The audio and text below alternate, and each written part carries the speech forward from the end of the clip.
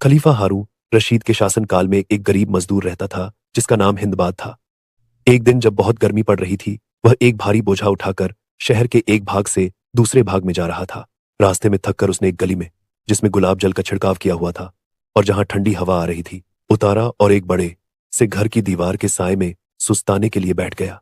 उस घर से इत्र, फुलेल और नाना प्रकार की अन्य सुगंधियां आ रही थीं। इसके साथ ही एक ओर से पक्षियों का मनोहर कलरव सुनाई दे रहा था और दूसरी ओर, जहां रसोई घर था, नाना प्रकार के व्यंजनों के पकने की सुगंध आ रही थी। उसने सोचा कि यह तो किसी बहुत बड़े आदमी का मकान मालूम होता है, जानना चाहिए कि किसका है। मकान के दरवाजे से कई सेवक आ जा रहे थे। मजदूर ने उनमें से एक से पूछा कि इस घर का स्वामी कौन है।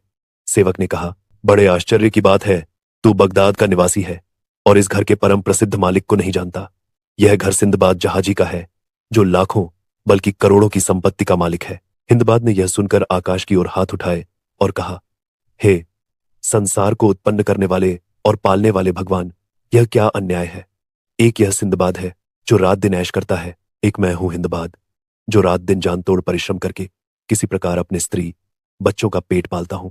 यह और मैं दोनों मनुष्य हैं, क्या अंतर है। यह कहकर उसने जैसे भगवान पर अपना रोष प्रकट करने के लिए पृथ्वी पर पांव पटका और सिर हिलाकर निराशापूर्वक अपने दुर्भाग्य पर दुख करने लगा।